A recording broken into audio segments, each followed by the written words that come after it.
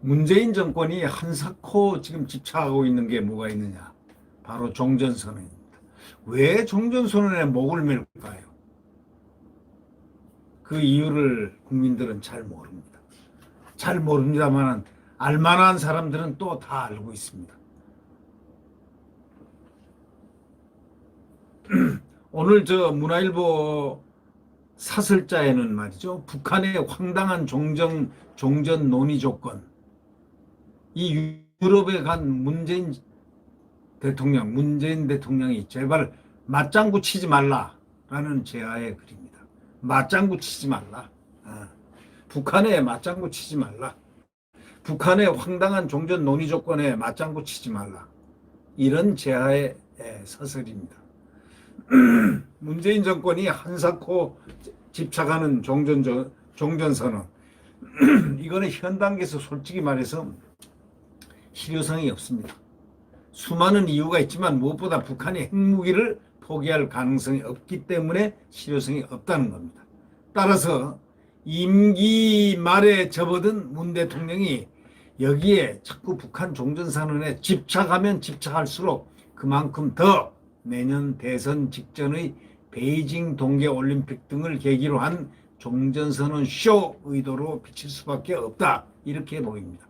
그걸 알기 때문에 북한조차 적극적이지 않고 동맹국 미국은 지난 26일 백악관 안보보좌관을 통해 가지고 순서, 시기, 조건에 대해서 다른 관점을 갖고 있을 수 있다 하면서 이례적으로 반대 의사를 분명히 공개했습니다.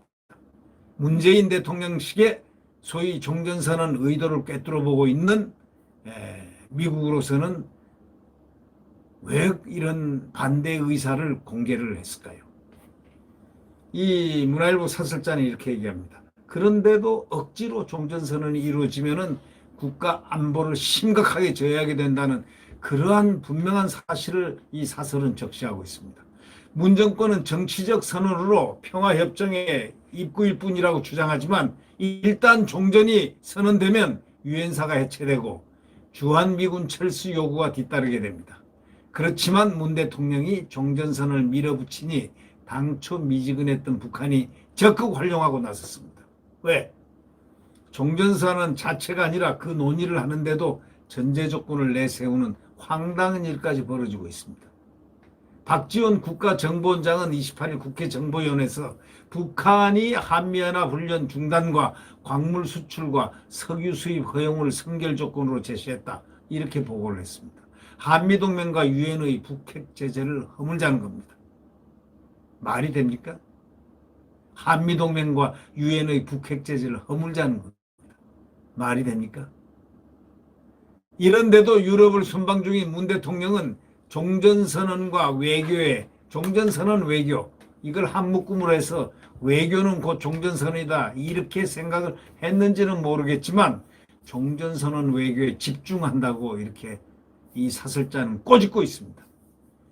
2018년 유럽 순방 중에 북한 제재 해제를 주장하다가 엠마누엘 마크롱 프랑스 대통령으로부터 제재 단일 대우가 중요하다 하고 핀잔을 받는 적이 있었습니다. 그때 국제적 망신을 당했죠. 또다시 남북쇼에 매달리고 있다. 이 사설자는 지적하고 있습니다. 이제 임기도 한 5개월, 6개월, 7개월 정도밖에 안 남았는데 이제 금년 한 달, 두 달 지나면 동력 없습니다. 대통령 간데온데 없이 동력이 없어지고 점잖해야 되는 그런 입장에 있는 분이 왜 이렇게 남북쇼에 매달리고 있느냐라고 이렇게 항변하고 있는 이 사설자의 내용성 이게 뭘 의미할까요? 원래가 대통령 임기가 6개월 정도 있으면은 커다란 변혁을 안 시킵니다. 시킬 수가 없죠. 왜? 지금은 이런 생각이 나죠. 그 전에 노무현 대통령이 임기 말 정도 돼서 10월인가 9월인가에 그렇게 북한 꼭 방문해서 누굽니까? 김정은과 만나고 그런 것을 많이 했죠. 네. 꼭 왜 그렇게 그래나 그 효과가 뭐가 있었죠? 지나고 나면 효과는 없는 법입니다. 결국 이런데도 유럽을 방문 중인 문 대통령이 종전선언 외교를 하니까 오죽하면 사설자까지 나서가지고 제발, 제발, 제발, 어? 제발 좀 가만히 있어라. 가만히 있어 달라라는 식으로 사설자가 요구를 하는 겁니다. 또다시 남북쇼에 매달리고 있는데 이러지 말아 달라. 3년 전 만났던 교황에게도 다시 방북을 요청할 계획이라고 했는데 요청했습니다.